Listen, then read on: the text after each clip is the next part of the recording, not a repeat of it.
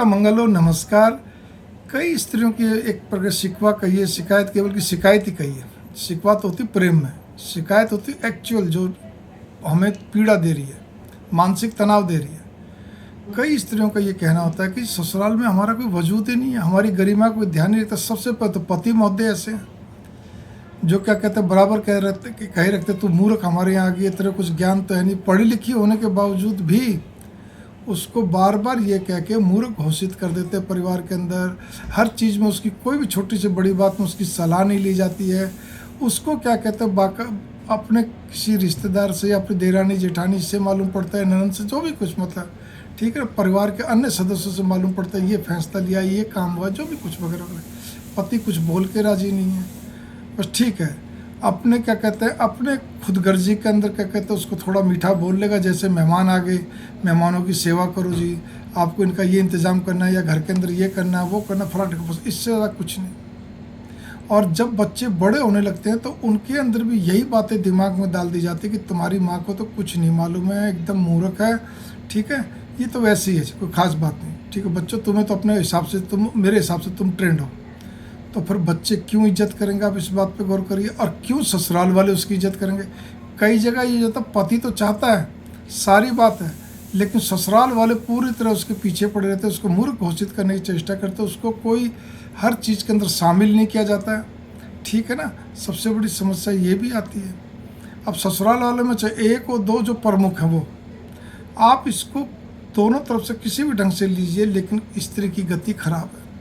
और वो जब टूटने लगती है, जब उसके बच्चे भी उसको नहीं मानते हैं। सबसे बड़ी समस्या तो यही होती है, ठीक है ना, क्योंकि उनके दिमाग में एक बार ठूंस दी जाती है, एक बार अच्छी तरह भर दिया जाता है कि तुम्हारी माँ को कुछ नहीं मालूम, वो एक मूर्ख है, बस ठीक है, ऐसी भोली सोली जो भी कुछ बोलना बोल दीजिए आप, ठीक है। अब यहाँ पर थोड़ा सा विपरीत ले लीजिए, बिल्कुल विपरीत। कई जगह माएँ भी ऐसी होती हैं, वो भी पत्नियाँ भी ऐसी होती हैं, वो अपने पति को मूर्ख घोषित करने में लगी रहती हैं, बिल्कुल पागल घोषित करने में लगी रहती हैं। इनको तो कुछ नहीं मालूम, इनको तो ऐसा कुछ नहीं आता है, वो नहीं। वो बच्चों के सामने भी ऐसा ही बोलती है। जब बच्चों के सामने ऐसा बोलती है, बच्चों के अंदर वही विचार भर जाते हैं। और समस्या कब आती है, इन सारी, चाहे ससुराल वाले हों, चाहे पति हो, चाहे पत्नियाँ, फिर ध्यान देना, चाहे माँ, यहाँ पर दिक्कत जब आती है, जब घर के अंदर बहू आ जाती है।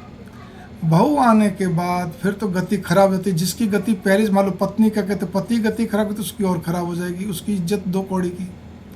ससुराल वाले कर रहे हैं तो बहू को भी लगता है कि ससुराल में कुछ भी नहीं, वो उनको कुछ समझेगी नहीं। और अगर क्या कहते हैं, पति अपनी पत्नी की रोज़ इज्जत खराब करता, मतलब गरिमा बना के नहीं चलता, कुल मिला के इज्जत का मतलब ना उसको कोई पूछता ना था, तो बहू क्यों पूछेगी, क्यों मानेगी, आप इस बात पर गौर करिए। तो ये सारी चीज़ों की अड़चन जब होती है और वो पीड़ा इतनी गहरी बन जाती है जिसका कोई हद नहीं। इसका हल वैसे कुछ नहीं है, कहा तो यही जा सकता है भाई आप अपना थोड़ा दिल दिमाग क्या कहते, थोड़ा भी अपने काम में, दूसरे काम में लगाओ, कोई क्रिएटिविटी, को मनोरंजन है, भगवान का जाप करो। लेकिन जो इसके ऊपर बीतती है, जिसको पीड़ा होती है, ये सब चीज़ें उसके ऊपर से चली जाती है। कोशिश तो वो करता या करती है, लेकिन पार पड़ना बड़ा मुश्किल होता है, ठीक है ना। मंगल कामना से थोड़े को गहरा समझिए। एक दूसरे को अगर कुछ कहना हो तो बस आपस में कह लीजिए, एक कमरे के अंदर, वो भी धीरे धीरे। आवाज़ आपके कमरे से बाहर नहीं जानी चाहिए। कई पुरुषों की आवाज़ बहुत भारी होती है, मेरी भी आवाज़ भारी है, ठीक है ना। कई स्त्रियां बोलती नरम है, लेकिन जब वो गुस्से में आती तो उनकी आवाज़ बहुत तेज़ हो जाती है, ठीक है ना।